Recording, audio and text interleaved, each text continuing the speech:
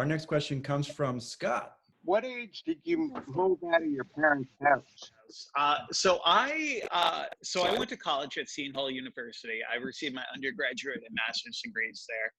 And during that time, I lived on campus, and then I lived in a apartment with some of my friends for my master's degree.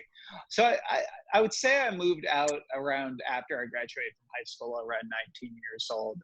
And I moved back in with them for a short time when I was going for my doctorate in educational technology leadership at New Jersey State University. Stayed there for a little bit, and now I reside in Hoboken, New Jersey, where I've had an apartment here for about 4.5 years now. Speaking of the college experience you've had, what was it like being on a college campus with autism? It was interesting. I was one of the only kids at Seton Hall who had autism. My undergraduate was in sport management. So I really didn't look at any disability support programs, when I was going to college. So I kind of went in cold turkey, not really knowing what accommodations I was going to need, what types of supports I was going to need. And I really realized within the first couple of months on my college campus that I was going to have to self-advocate for the first time. For so long, I just let my parents do most of the work for me. And I realized once I got to college, I had to be an adult. I had to be independent. I had to do all these things. I had to ask for accommodations. I had to ask for extended time on tests. I had to ask for a private room for all of my test taking. And I think that was one of the hardest challenges in college, because I felt like a lot of professors at times, I was one of the first students in their classes who actually had a diagnosed disability, which made it an even harder challenge. I'm actually going to share a lot of this college experiences with autism in my next book that's coming out. As part of my nonprofit organization called KFM Making a Difference, we provide scholarships for students with autism to go to college.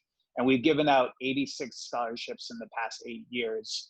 And after COVID-19 is over, we're going to be releasing our next book, Living with Autism, Stories You Need to Hear. And many of the stories in that book will be from students who are succeeding in college with a learning disability. Cool. So we're going to go now to Patrick. How hard was it to transition to being an independent adult? Oh my God, how long do you have? No, it was quite a struggle. I remember vividly when I was transitioning from a high school to college, that being one of the hardest challenges, living in the dorms for the first time, living away from my family for the first time.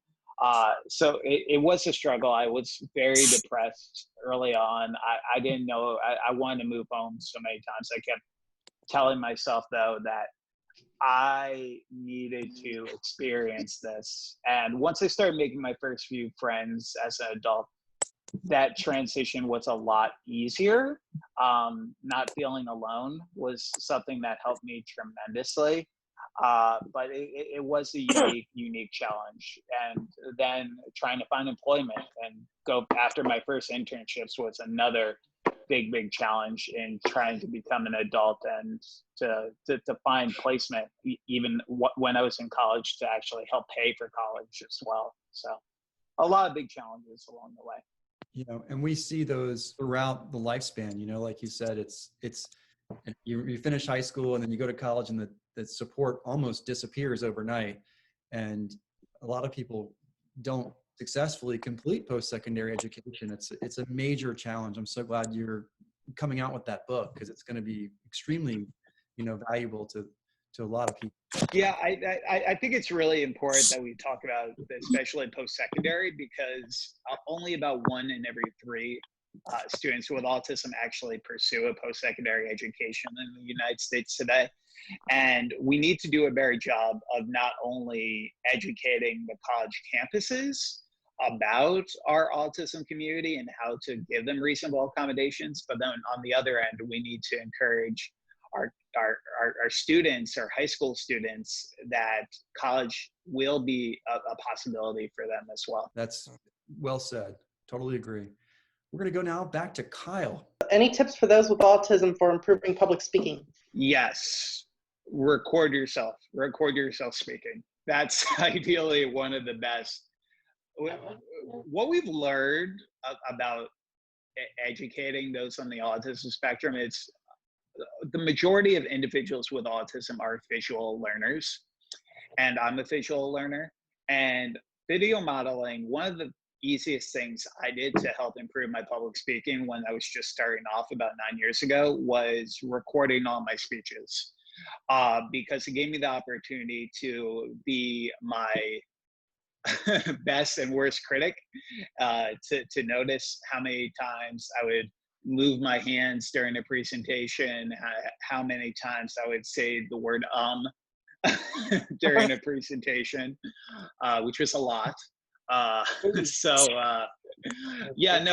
Recording myself was definitely the best thing I could possibly do to improve my public speaking. And then just with a journal in hand, write down notes. And then in addition to that, also practicing my speeches in front of a mirror, so I could see how I was portraying myself when I was giving those talks. Actually, when I was giving my TED Talk, my first TED Talk was on the will of opportunity, the pathway for those with autism to college. So I talked a lot about that, and it's up on YouTube now. I practiced in front of a mirror for countless days, because chunking everything into 18 minutes and you get cut off at 18 minutes was really, really challenging. So those were the two things that helped me the most in terms of public speaking. Yeah. That is very helpful. Now we're going to move over to Ainsley.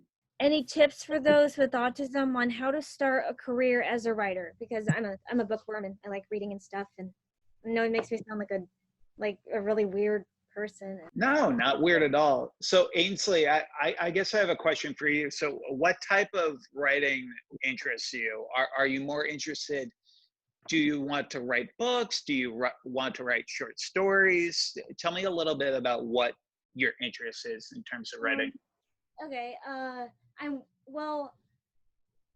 just want to write like a book in general, not like a thick one or not like a novel or anything, but like a children's book.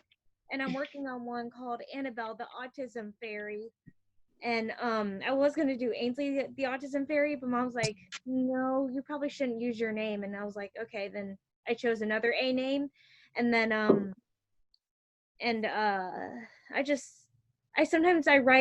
I write sometimes, and then I stop, and then I haven't written anything since. And yeah, one of the biggest things that I recommend, and I do this for a lot of mentees I work with. So in addition to my work with my nonprofit, one thing I do is I never had a mentor as a kid. I never knew of the Temple Grandins of the world, the Stephen Shores of the world, who both have autism. And I wish somebody, because I wrote my first book when I was 25. I'm 32 now. And it was such a struggle to figure out how to go about that process. So I'm totally there with you. Some of the things I would recommend to you is definitely consider writing a blog.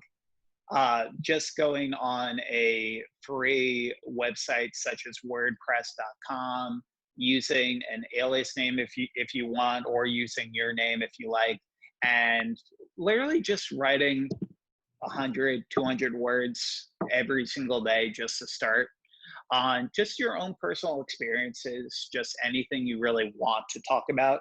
And then that will help you get to the point where once you start writing just for a little time every single day, it kind of becomes muscle memory. You start really thinking about it, and it really, really helps. And then if you're wanting to write a book, especially a children's book, definitely consider looking at children's publishers. I mean, my children's book is right behind me right here. I will lay it up blue, where I focus on twins on the autism spectrum. I reached out to a publisher who helps do publishing called Mascot Books.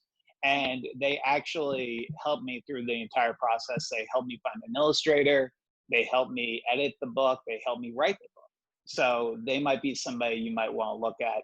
And then another suggestion I would have is if you're trying to get your work out there, definitely find a friend who's really good at writing, who can review your stuff and give you some constructive criticism on your work. And then if you're done with that, look at createspace.com, because that's actually how I published my first book. I went through a self-publisher called createspace.com who actually helped me publish my first book. So